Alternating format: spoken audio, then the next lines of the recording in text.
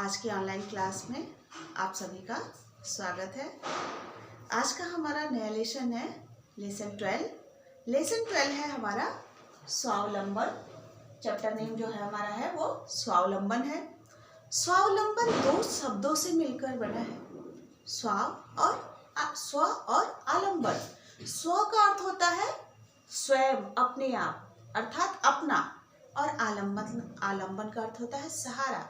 जो व्यक्ति खुद का सहारा होता है, अर्थात जो अपने ऊपर निर्भर होता है, उसको हम कहते हैं स्वावलंबन। ठीक है, जो खुद पर निर्भर है वो स्वावलंबी है, स्वावलंबन है उसके अंदर। तो ये जो चैप्टर है वो हमें ये शिक्षा देता है कि जो व्यक्ति स्वयं पर निर्भर है, जिसको अपने ऊपर विश्वास है, अपने कर्मों पर विश्वास है, जो अपनी सहायता खुद करता है, अपने कार्यों को खुद करता है, वो हमेशा आगे बढ़ता है। उसका कोई भी काम जो है वो रुकता नहीं है और वो दिनों दिन उन्नति की ओर बढ़ता रहता है। वहीं दूसरा व्यक्ति जो है, जो पर निर्भर है, दूसरों पर आश्रित है, उसका पतन निश्चित है। वो धीरे धीरे क्या होता है, पतन की तरफ चला जाता है। तो व्यक्ति को जो है वो स्वावलंबी होना चाहिए, आत्मनिर्भर होना चाहिए। आइए देखते हैं इस चैप्टर में क्या दिया गया है। स्वावलंबन सुखी जीवन की कुंजी है। स्वावलंबन जो है वो सुख की कुंजी है। कुंजी अर्थात चाबी। जो व्यक्ति स्वावलंबी है, जो अपना काम खुद करता है, दूसरे के भरोसे नहीं रहता, अपने काम के लिए दूसरों का मुंह नहीं देखता, वो जो है हमेशा खुश रहता है, सुखी रहता है। इस महान गुण को ग्रहण करने से महत्व प्राप्त होता है। अर्थात जो भी व्यक्ति जो स्वावलंबन को ग्रहण कर लिया, वो जो है समाज में महत्वपूर्ण बन जाता है, उसको समाज में महत्व प्राप्त होता है, वो प्रभावशाली बन जाता है। बचपन के इस गुण को अपनाकर अपने पैरों पर खड़ा हुआ जा सकता है।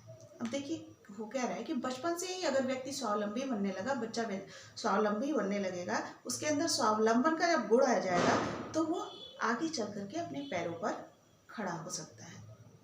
और जो स्वावलंबी नहीं है, अपना काम खुद नहीं करता है, अपने छोटे छोटे कामों के लिए दूसरों का मुंह देखता है, वो आगे चल करके जो है वो अपने पैरों पे खड़ा नहीं हो पाता है।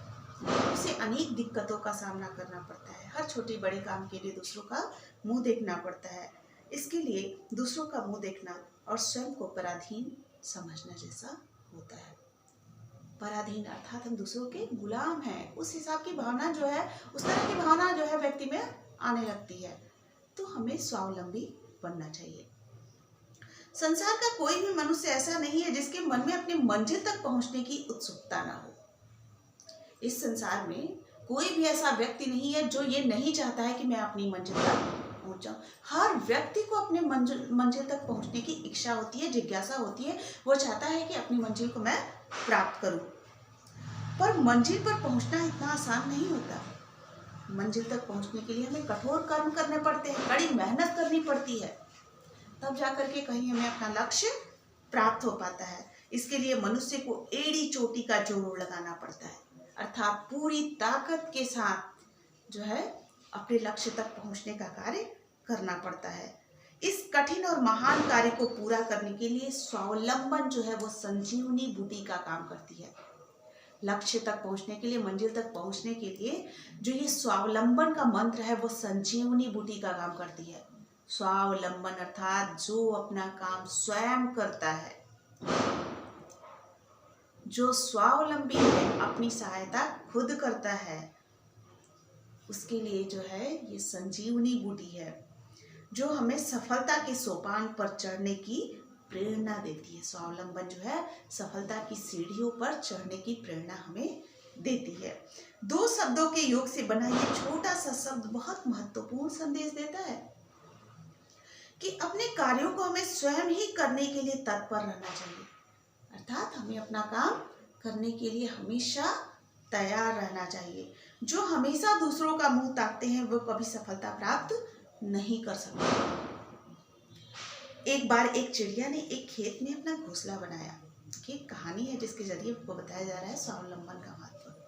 ठीक है, तो कहानी है कि कि एक बार एक चिड़िया ने एक खेत में अपना घोंसला बनाया और अपने 4 छोटे छोटे बच्चों के साथ वहां सुखपूर्वक रहने लगी। उसके बच्चों के अभी पंख नहीं आए थे। चिड़िया प्रतिदिन सुबह जाती, पूरे दिन दाना चुगती और शाम को लौट करके आके अपने बच्चों को दाना खिलाती थी। बच्चे खुश होकर के खाते थे। इस प्रकार सारा परिवार जो है आनंद पूर्वक चल रहा था। चिड़िया का परिवार जो है सुख से जीवित था, अपना जीवन जी रहा था। पर एक दिन जब चिड़िया माँ लौटी तो सब बच्चे सहमे हुए थे, डरे हुए थे। चिड़िया के जो बच्चे हैं वो डरे हुए थे। माँ की दिलासा देने पे उन्होंने बताया कि आज दिन में खेत का मालिक आया था। खेत का मालिक अर्थात किसान आया था। वो कह रहा था कि खेत की फसल जो है वो पक गई है और 2-4 दिनों में दूसरे किसानों की सहायता से हम फसल को काट लेंगे।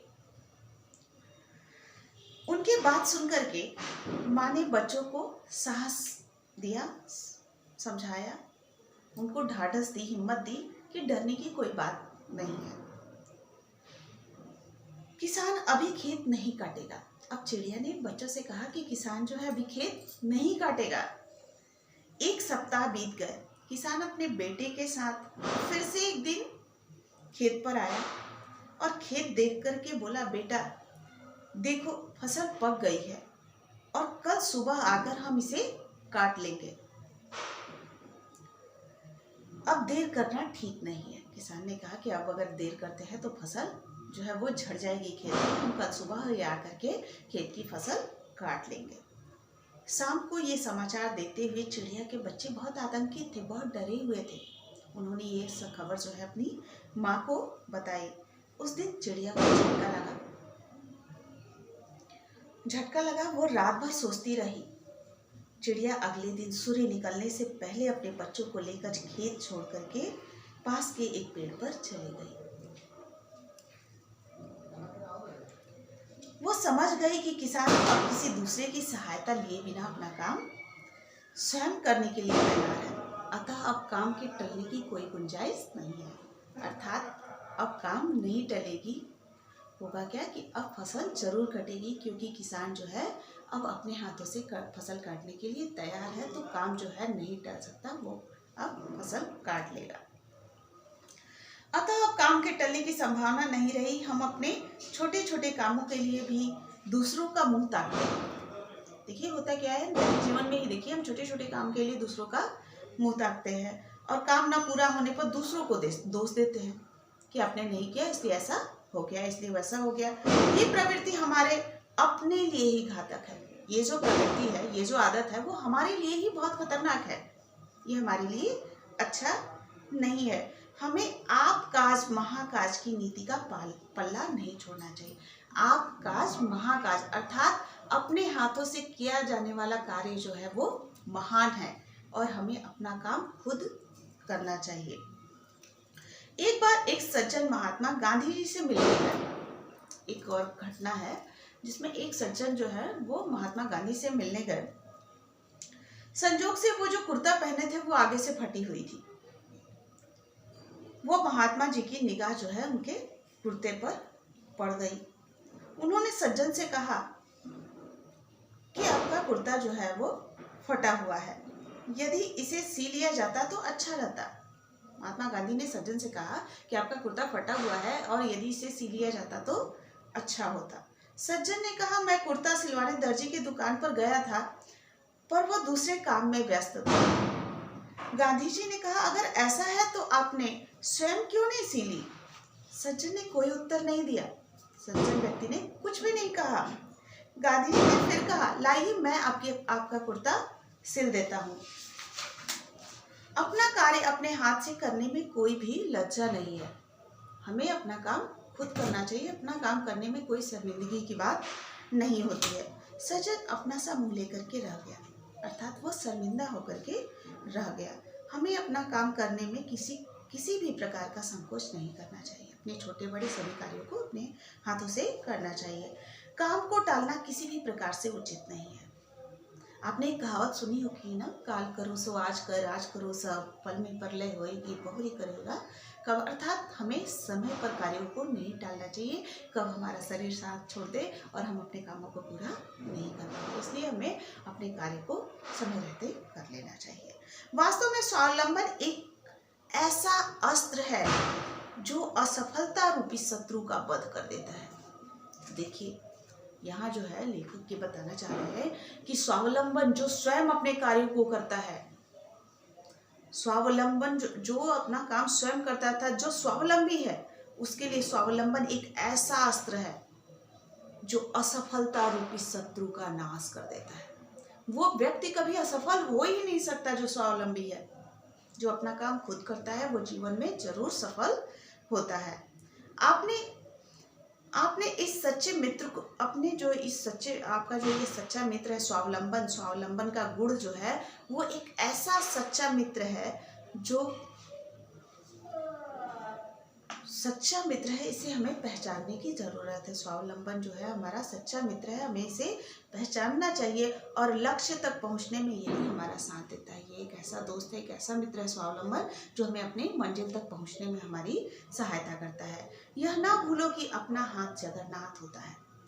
यहाँ जो है कह रहे हैं कि अपना हाथ जगन्नाथ, अर्थात अपने हाथों से किया जाने वाला भारी से भारी काम भी जो है वो आसान हो जाता है। अपना हाथ जगन्नाथ है, अर्थात हम अपने हाथों से कुछ भी कर सकते हैं। भगवान भी उन्हीं की सहायता करते हैं जो अपनी सहायता स्वयं करते हैं। जो कोशिश ही नहीं करेगा, जो प्रयत्न ही नहीं करेगा, उसकी सहायता कोई नहीं करेगा। जो खुद प्रयत्न करेगा, प्रयास करेगा, कोशिश करेगा, उसी की सहायता ईश्वर भी करते हैं और लोग भी करते हैं।